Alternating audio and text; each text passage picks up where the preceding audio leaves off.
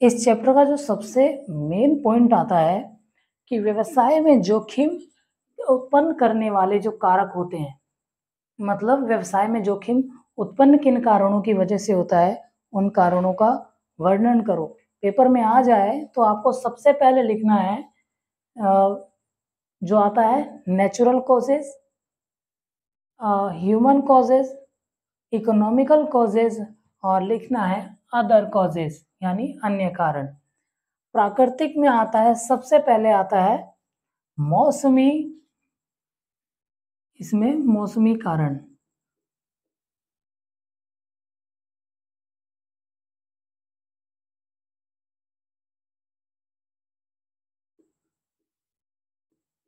मौसमी जोखिम यानी सीजनल,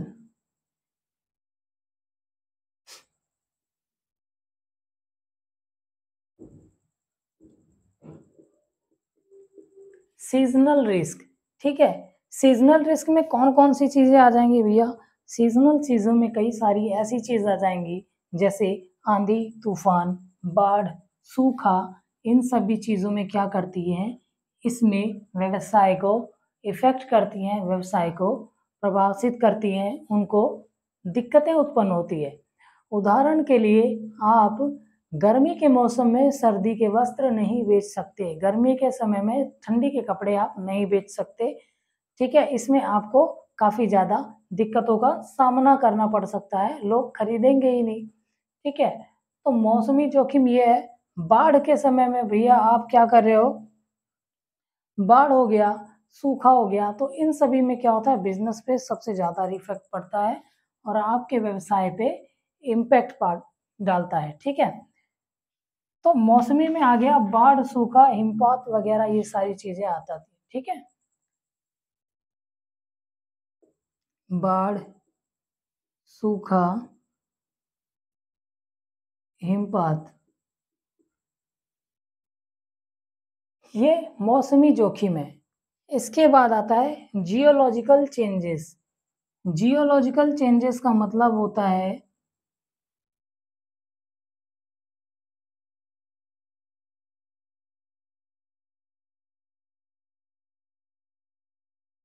भूगर्भीय,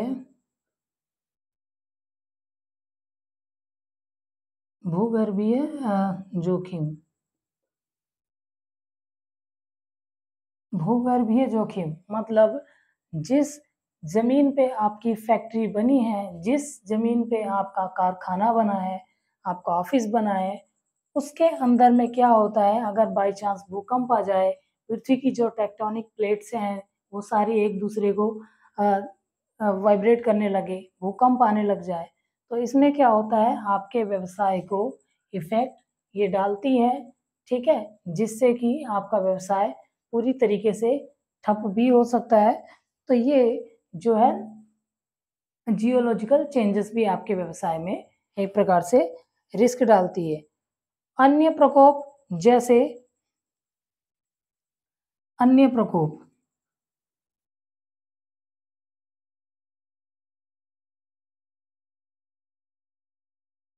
अन्य प्रकोप, अदर फैक्टर।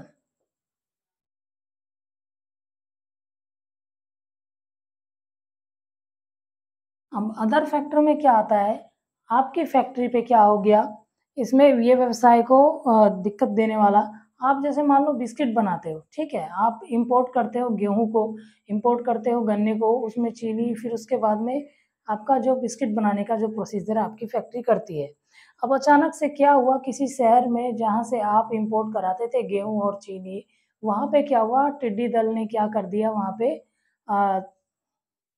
सब धावा बोल दिया, और टिड्डियाँ वो सारी फसलों को क्या कर देती हैं, बर्बाद कर देती हैं। तो उसमें क्या है, आपकी फसल जब वहाँ पे तैयार हुई ही नहीं, वहाँ से किसानों ने आपको दिया ही नहीं, वहाँ से माल आया ही नहीं, तो आप आगे का प्रोडक्शन कैसे करेंगे, आगे का आप जो भी अपने बिस्किट का प्रोडक्शन कर ही नहीं पाएंगे, उसमें क्या होगा, फिर आपको दिक्कतें आ जाएंगी, जिसमें बिजनेस रिस्क को डिफाइन करता है। या फिर आसमान से बड़े-बड़े पत्थर के गोले, मतलब बर्फ के गोले बरस रहे हो, जिसमें फसलों का तबाह हो जाना, तो जो आप क्या है, आप वहाँ से रॉ मटेरियल नहीं उठा पाओगे और आप अपने रॉ मटेरियल को तैयार माल में उपयोग नहीं कर पाओगे, जो कि अन्य फैक्टर हैं जो कि आपके व्यवसाय को भी प्रभावित करती हैं। फिर आता है ह्यूमन कॉजेज। ह्यूमन कॉजेज में सबसे पहले आता है कर्मचारियों की बेईमानी। ठीक है, कर्मचारियों की बेईमानी।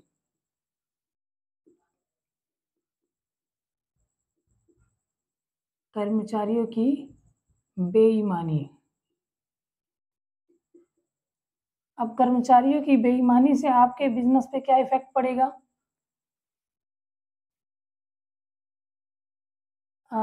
इसमें क्या आता है?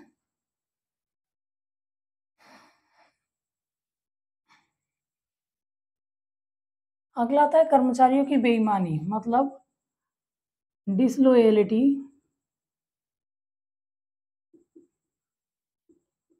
Of employ.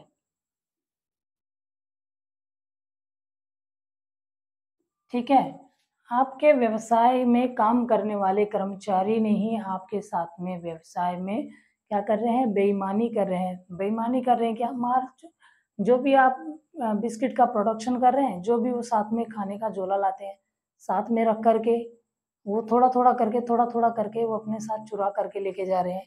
या फिर रॉ मटेरियल वगैरह को क्या है, जहाँ पे आपको उसकी पैकिंग करने का तरीका है, पैकिंग ढंग से नहीं कर रहे हैं। ठीक है? या फिर जहाँ जितना प्रोडक्ट पैक करना चाहिए वहाँ से कम पैक कर रहे हैं या फिर ज़्यादा पैक कर दे रहे हैं, कंटिन्यूएशन में नहीं कर रहे हैं, सही तरीके से नहीं कर रहे हैं। तो इसमें क्या होता है, कर्मचारी अगर बेईमानी तरीके से काम करता है तो भी आपके व्यवसाय में लॉस होने की संभावना है, रिस्क काफ़ी ज़्यादा इसमें आ जाता है। उसमें काम कर रहे हैं, साथ में वो बीड़ी और सिगरेट का यूज़ कर रहे हैं, जिससे फैक्ट्री में क्या है, आग लगने की संभावना ज़्यादा है। तो इस प्रकार से भी जो है कर्मचारी व्यवसाय के लिए हानि उत्पन्न कर सकता है, जो कि ह्यूमन मेड रिस्क होता है। ठीक है? फिर उसके बाद आता है हड़ताल व तालाबंदी। ठीक है? हेलो, लॉकडाउन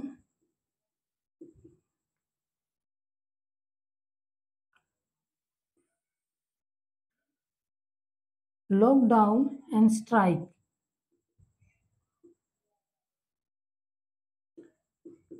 तालाबंदी और हड़ताल।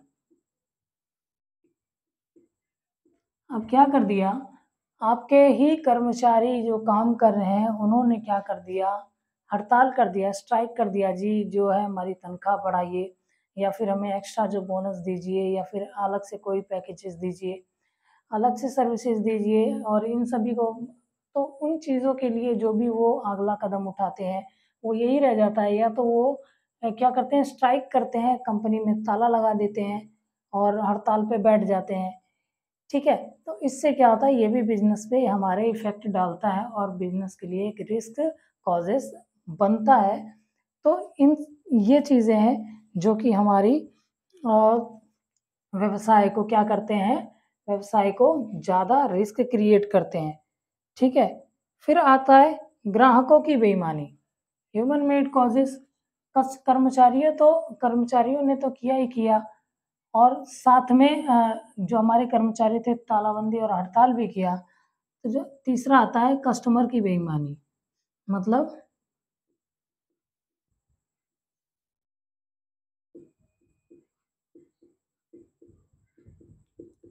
कस्टमर की बेईमानी,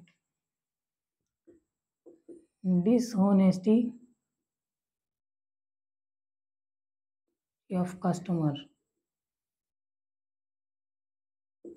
डिसऑनेस्टी ऑफ कस्टमर का मतलब होता है, अगर कस्टमर ने व्यवसाय पर से जो है भरोसा खो दिया और वो क्या करता है कि बार-बार हमारे कंपनी को किसी न किसी प्रकार से उसका डाटा इकट्ठा करता है, लीक करता है, दूसरों को बताता है, यूनिक सी चीज़ें कंपनी के बारे में पता करता है। और जैसे जर्नल मीटिंग हो गई या फिर कोई ऑर्डर से रिलेटेड चीज़ें हो गई या लोन से रिलेटेड या डेब्ट से रिलेटेड या लॉसेस से रिलेटेड कोई चीज़ हो गई, जो कि अगर कस्टमर को पता चलता है तो वो ऑनलाइन पब्लिश कर देता है और जिसके कारण के वजह से कई सारे उसकी क्या होता है, online digital media, print media में उस कंपनी की एक बुरी न्यूज़ छप जाती है। जैसे कि हम लोग देखते हैं कि अमेज़न और फ्लिपकार्ट में कंपनी वाले क्या है खराब माल भेज देते हैं, तो लोग क्या करते हैं कंपनी का नाम जाता है, कंपनी का नाम जाता है, कंपनी ने खराब प्रोडक्ट भेजा, खराब प्रोडक्ट भेजा, खराब प्रोडक्ट भेजा।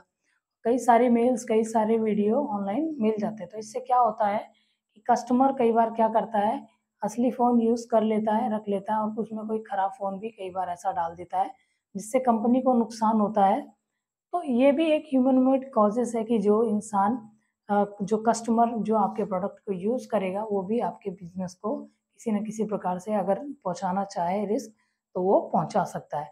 जैसे ये वाला मामला मैंने बताया आपको कि फ़ोन अगर सही भी आता है, तो उसमें खराब फ़ोन डाल के वो रिटर्न और काफ़ी ज़्यादा कंप्लेंट वगैरह करके उसको ऐसा करवा देते हैं लोग कई बार, ठीक है? कि सबका हुआ तो इनका भी हो जाएगा और होता भी है। कई बार लोग इसी में इसका फ़ायदा उठा लेते हैं।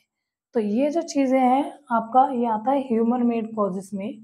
ह्यूमन मेड कॉजेज़ में आपको ये 3 पॉइंट का सामना करना पड़ेगा। कर्मचारियों की बेईमानी, कर्मचारी बेईमान हो सकते हैं।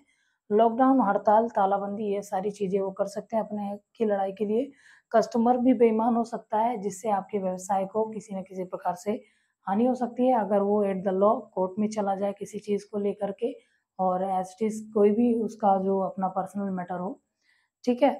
तो इन सभी चीज़ों से क्या होता है बिज़नेस को फ़र्क पड़ता है, बिज़नेस की जो है उसको लॉस हो सकता है। अब जैसे आता है अब आता है आर्थिक कारण। आर्थिक कारण क्या आता है सबसे पहले लिखोगे फैशन में परिवर्तन, फैशन में परिवर्तन, चेंज फैशन,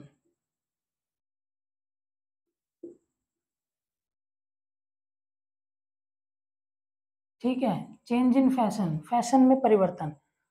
मान लो कि आपने भैया आप एक ऐसे टेक्सटाइल इंडस्ट्री में आप ओनर हो, आपकी कंपनी जो है बहुत अच्छे-अच्छे कपड़े प्रोड्यूस कराती है, मैन्युफैक्चर करती है, बेचती है। लेकिन अगर कहीं ऐसा हुआ कि आपने जो भी नया-नया कोई भी प्रोडक्ट लॉन्च किया है, वो आप मार्केट में बेचते हो, तो बाद में पता चलता है कि भैया जो आप ये बेच रहे हो, ये तो काफ़ी पुराना माल है। मतलब काफ़ी ये पुराना स्टाइल है, ये तो फ़ैशन से बाहर हो चुका है। जैसे पुराने खुली जीन्स खुली मोरी वाली जीन्स की पैंट, आजकल लोग अगर पहने तो दुनिया हँसेगी, ठीक है? तो फ़ैशन में परिवर्तन होने के कारण की वजह से भी आपको क्या होता है बिज़नेस में लॉसेस हो सकते हैं। आपका गुड्स नहीं बिकेगा, आपका सामान नहीं बिकेगा, स्टॉक का स्टॉक में ही रह जाएगा। तो जो आता है फैशन में परिवर्तन जो इकोनॉमिकल कॉजेज़ के अंदर में है, ये आपके बिज़नेस पे सबसे ज़्यादा और भारी प्रभाव डालता है। फैशन में परिवर्तन, ठीक है? कभी भी फैशन और फैशन की प्रकृति होती है लगातार बदलने की, ठीक है? दूसरा जो आता है पॉइंट मूल्यों में परिवर्तन, चेंज इन प्राइस,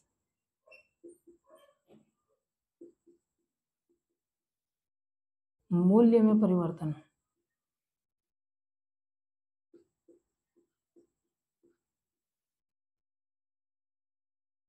मूल्य में परिवर्तन किस प्रकार से आपके बिज़नेस को इम्पैक्ट कर सकता है जी?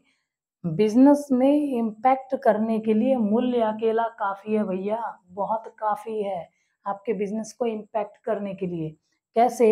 एक आदमी वो है जो कि एक कपड़ा शर्ट का कपड़ा लेने जाता है, वहाँ पे मिलता है उसको ₹100 मीटर करके और एक व्यक्ति ऐसा है जो कपड़े का भाव बेचता है ₹130 पर मीटर के हिसाब से, सेम वही कपड़ा लेकिन प्राइस वैल्यू जो है वहाँ पे ₹30 का डिफ़रेंस है।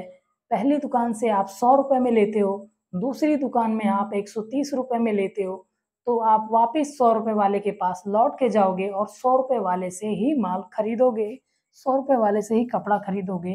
तो मूल्यों में परिवर्तन भी आपके बिज़नेस को रिस्क में डाल सकती है और जब वो ₹100 में एक जगह से आप वो कपड़ा खरीदेगा, तो बाकी 4 को जाके बोलेगा कि भैया वहाँ पे आपको ₹30 प्रति मीटर कपड़ा ज़्यादा फालतू ले रहा है पैसे, आपको इस दुकान से लेना चाहिए, वहाँ पे ₹100 प्रति मीटर कपड़े के हिसाब से आपको मिलेगा। तो इससे क्या होता है कस्टमर जो जब ज़्यादा यूज़ करता है ना किसी चीज़ को, तो वो उसी हिसाब से ज़्यादा अट्रैक्ट करके और ज़्यादा उस ल एनर्जी से किसी और को खरीदने के लिए कहता है, ठीक है ना? तो जो मूल्यों में परिवर्तन है, अगर आपको कहीं ₹10 भी फालतू या कम में कोई चीज़ मिलती हुई दिखेगी ना, तो सबसे ज़्यादा भीड़ उसी जगह पे होगी। तो जो इकोनॉमिकल कॉजेज़ में जो सेकंड जो सबसे ज़्यादा इफ़ेक्टिव पॉइंट है, the causes of change in price. अगर किसी भी प्रोडक्ट का या किसी भी उत्पाद का कीमत थोड़ा-सा कम है ना, तो वो सबसे ज़्यादा इफ़ेक्टिव होगी बिकने के लिए, ठीक है? और व्यवसाय के आपको नीचे से ऊपर और ऊपर से नीचे पहुँचाने के लिए। तो इसीलिए जो प्राइस को होता है, वो ध्यान से देख कर के रखा जाता है। तीसरा जो आता है कॉम्पिटिशन।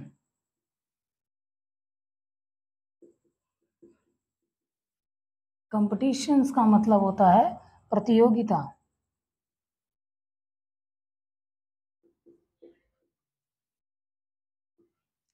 कंपटीशन का मतलब होता है प्रतियोगिता। प्रतियोगिता के लिए मान लो अगर जो भी आप कपड़ा प्रोड्यूस करते हो, जो भी आप कपड़ा मैन्युफैक्चर करते हो अपनी कंपनी में, वैसी ही एक और कंपनी है एक्स वाई जेड करके, जो कि सेम आपकी ब्रांड वैल्यूएशन करती है, एज़ इट इज़ सिर्फ़ नाम अलग रहता है। चीज़ वही दोनों बना रहे हो आप, वो भी शर्ट का कपड़ा बना रहे हैं, आप भी शर्ट का कपड़ा बना रहे हो। ठीक है? तो कॉम्पिटिशन रहता है आजकल, तो कॉम्पिटिशन में भी क्या रहता है अगर सामने वाले ने ज़्यादा क्वालिटी बिल्ड कर दी आपके प्रोडक्ट से, तो क्या होगा आपके प्रोडक्ट की जो क्वालिटी है उसकी वजह से कस्टमर दूसरी तरफ शिफ्ट हो जाएगा, दूसरे एक्स वाई जेड कंपनी का प्रोडक्ट यूज़ करेगा, आपकी कंपनी के प्रोडक्ट यूज़ नहीं करेगा, ठीक है? जैसे रायमंड और सियाराम हो गए, ठीक है? रायमंड और सियाराम दोनों ही कपड़ों के मैन्युफैक्चर करते हैं और दोनों की ही आपस में बहुत ही ज़्यादा कॉम्पिटिटिव मार्केट है। जो प्रोफ़ेशनल जो बिज़नेसमैन होते हैं, इनके ही कपड़े अ, खरीदते हैं और पहनते हैं और दोनों में ही सेम कॉम्पिटिशन चलता रहता है, जिसकी अपनी ब्रांड वैल्यूएशन सबसे ज़्यादा अच्छी होती है और जितना ज़्यादा अच्छा देते हैं, कस्टमर उन्हीं के प्रोडक्ट को ज़्यादा खरीदती है, ज़्यादा यूज़ करती है। ठीक है? अब आता है अनिश्चितता, अनसर्टेनिटी, सैटिस्फैक्शन मतलब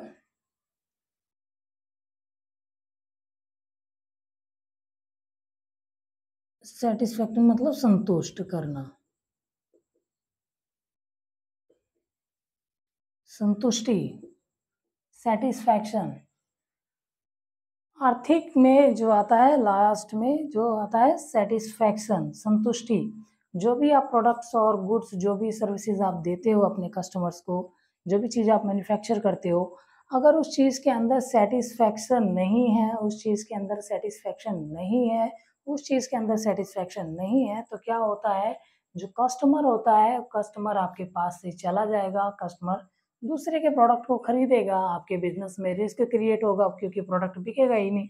तो सैटिस्फैक्शन देना कस्टमर को एक सबसे मेन बेसिक पॉइंट आता है इकोनॉमिकल कॉजेज़ में। कस्टमर सैटिस्फैक्ट है, तो वो और 4 कस्टमर्स को लाएगा, कस्टमर सैटिस्फाई नहीं है, तो वो किसी को भी आने नहीं देगा। ठीक है? तो इसके बाद में आता है चौथा यानी अन्य कारण। अन्य कारण में देखो आता है नेचुरल कॉजेज़ आता है, नेचुरल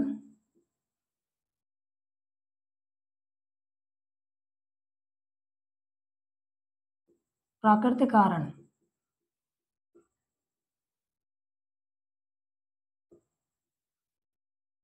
प्राकृतिक कारण क्या चीज़ होती है दोस्तों? प्राकृतिक कारण का मतलब होता है ऐसी चीज़ें जो पड़े-पड़े ही किसी न किसी प्रकार से खराब हो जाए नेचुरल थिंग्स की वजह से, उसमें आपकी कोई भागीदारी ना हो, ना कि किसी व्यक्ति का, ना कि किसी इकोनॉमिकल का, ना ही किसी पॉलिटिकल का और ना ही मानवीय का। इसमें क्या होता है अगर आप मान लो किसी भी चीज़ को प्रोड्यूस करते हो, मान लो अ, आप चॉकलेट बनाते हो, ठीक है? चॉकलेट बनाते हो और बिस्किट बनाते हो, अगर आपकी जो गुड्स है, सामान है, नहीं बचा या फिर वेयरहाउसिंग में आपने सही से नहीं रख पाए अपने गुड्स को, सामान को, तो वेयरहाउसिंग में क्या होता है, आपके सारे जो प्रोडक्ट हैं, वो खराब हो जाएँगे, सड़ जाएँगे, चूहे कुतर डालेंगे, कीड़े लग जाएँगे, एक्सपायर हो जाएगा, नहीं बिकेगा तो। तो वो क्या होते हैं, नेचुरल कॉज़ेज़ होंगे जो आपके बिज़नेस को रिस्क में डाल सकते हैं। आपने जो भी स्टॉक रखा हुआ है उसकी मैन्युफैक्चरिंग डेट होती है, उसकी एक एक्सपायरी डेट होती है, एक टाइम पीरियड होता है कि इसके बाद में ये प्रोडक्ट जो होगा, ये प्रोडक्ट एक्सपायर हो जाएगा। तो नेचुरल कॉजेज़ में ये भी आ सकता है कि अगर आपने रेफ्रिजरेटर में रखा है, वेयरहाउसिंग में रखा है अपने प्रोडक्ट को बेचने के लिए और आगे से कोई ऑर्डर नहीं आ रहा है, आगे से कोई ऑर्डर नहीं आ रहा है और आप उसको बेचने के लिए किसको बेचोगे? डायरेक्ट किसी को नहीं बेच पाओगे। तो क्या होगा, वो वेयर हाउस में ही पड़ा पड़ा उसकी एक्सपायरी डेट आ जाएगी और वो खत्म हो जाएगा, उस प्रोडक्ट की जो यूजेबल टाइम है वो खत्म हो जाएगी। ठीक है। दूसरा आता है टेक्निकल कॉजेस,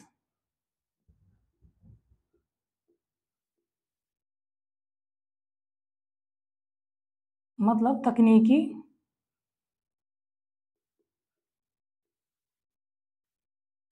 कारण।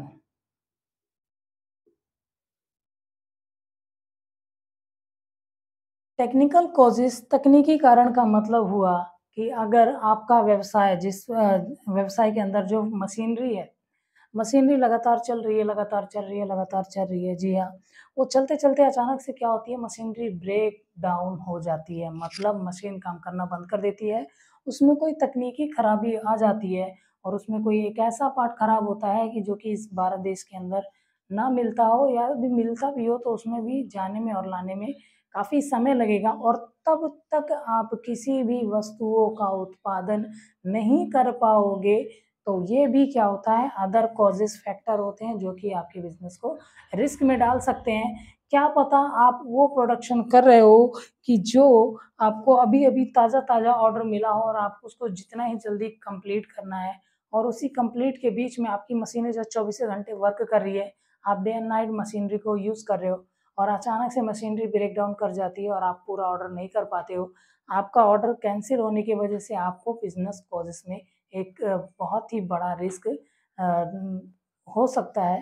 तो जिसके कारण, किसके कारण, टेक्निकल कॉजेस कारण इसका भी टेक्निकल है। ठीक है। टेक्निकल कॉजेस की वजह से आपको एक बहुत बड़ा लॉस, रिस्क देखना पड़ सकता है। ठीक है। तीसरा आता है मैकेनिकल कॉजेस,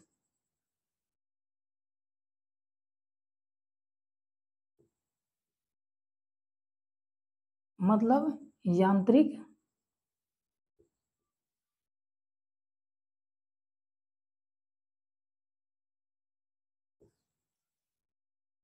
यांत्रिक कारण, मैकेनिकल कॉजेस। मशीनरी भैया चलते चलते चलते चलते चलते चलते कोई चीज़ जो हो गया, मशीन का एक बहुत बड़ा पार्ट क्या हो गया, खराब हो गया, मशीन का एक बहुत बड़ा पार्ट डैमेज हो गया, उससे क्या हो गया, मशीन की जो ब्रेक, मशीन का जो नुकसान हुआ तो हुआ ही, साथ में आपका जो ऑर्डर था वो भी कैंसिल हुआ। मतलब आपको दुगना और से झटका लगेगा, आपके बिजनेस को डबल, डबल क्या है, डबल नुकसान, और डबल नुकसान से आपके बिजनेस को रिस्क झेलना पड़ सकता है। तो ये जो आता है अगला, मैकेनिकल कॉजेस, ये भी बहुत बड़ा फैक्टर है आपके बिजनेस के लिए। चौथा आता है managerial, managerial causes,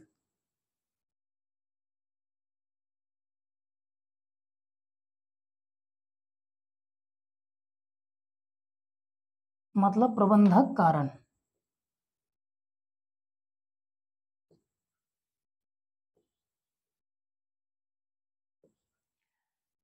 managerial causes, managerial causes मतलब प्रबंधकीय कारण। प्रबंधकीय कारण का मतलब होता है जब भी आप किसी चीज़ का उत्पादन करते हो, उत्पादन करने के बाद में रॉ मटेरियल से उसको फिनिशिंग गुड्स में तैयार करते हो, फिनिशिंग गुड्स में तैयार करने के बाद में उसकी पैकेजिंग, लेबलिंग, इंश्योरेंस, स्लिप वगैरह काटना, सारी चीज़ें होती हैं उस प्रोडक्ट के ऊपर में। और अचानक से क्या होता है, अगर आपको बाई चांस बड़ी डीलिंग का बड़ा ऑर्डर मिलता है, तो क्या होता है, बड़ा ऑर्डर मिलता है, आप उसको ट्रांसपोर्ट में करके भेजते हो, लेकिन गलती से आपने इंश्योरेंस नहीं लिया, आपने जो भी माल भेजा है उसका इंश्योरेंस करवा के उसको ट्रांसपोर्ट के ज़रिए भेजा, लेकिन इंश्योरेंस नहीं लिया, और क्या होता है फिर, मैनेजर की गलती की वजह से कि उसका जो है इंश्योरेंस नहीं किया, और रास्ते में जाते हुए किसी भी कारण से ट्रक का दुर्घटनाग्रस्त हो जाता है, और जो भी हमारा गुड्स है वो तो खराब होता ही होता है, साथ में थर्ड पार्टी का भी नुकसान कर देता है। गाड़ी किसी बड़े आदमी को ठोक देता है, या फिर किसी भी ऐसे जगह लग जाती है कि माल टोटल लॉस हो जाता है, और भी लोगों को दिक्कतों का सामना करना पड़ सकता है। तो इससे क्या होता है, जो प्रबंधकीय कारण है अगर उसने किया होता तो हमारे जो व्यवसाय का कुछ रिस्क था वो भी कम होता, और जो थर्ड पार्टी का रिस्क था वो भी कम होता। तो जो मैनेजरियल कॉजेस है, ये भी हमारे अदर कॉजेस फैक्टर में आता है, और ये भी व्यवसाय में रिस्क का एक बहुत बड़ी भूमिका निभाता है। तो ये जो चारों पॉइंट है आप देख सकते हैं। नेचुरल कॉजेस में आता है मौसमी बाढ़, सूखा, हिमपात, जियोग्राफिकल मतलब भूगर्भीय जोखिम, अन्य प्रकोप, कीड़ा, टिड्डी या बर्फ पड़ना, तेज बारिश, ठीक है। ह्यूमन मेड कॉजेस का अंदर आता है कर्मचारियों की बेईमानी, लॉकडाउन, तालाबंदी या फिर कस्टमर की बेईमानी। इकोनॉमिकल के अंदर आता है फैशन में परिवर्तन हो जाता है तो दिक्कत आएगी, मूल्यों में परिवर्तन आता है तो दिक्कत आएगी, प्रतियोगिता होता है, कंपटीशन होता है अपने कंपटीटर से, अगर वो आपसे ज़्यादा क्वालिटी बिल्ड करता है तो आपके व्यवसाय में भी परेशानी आएगी। सेटिस्फैक्शन आप नहीं दे पाते, वो ज़्यादा सेटिस्फैक्शन दे देता है, कस्टमर सेटिस्फाई आपसे आपके प्रोडक्ट से नहीं है तो भी आपको इकोनॉमिकल कॉजेस का सामना करना पड़ सकता है।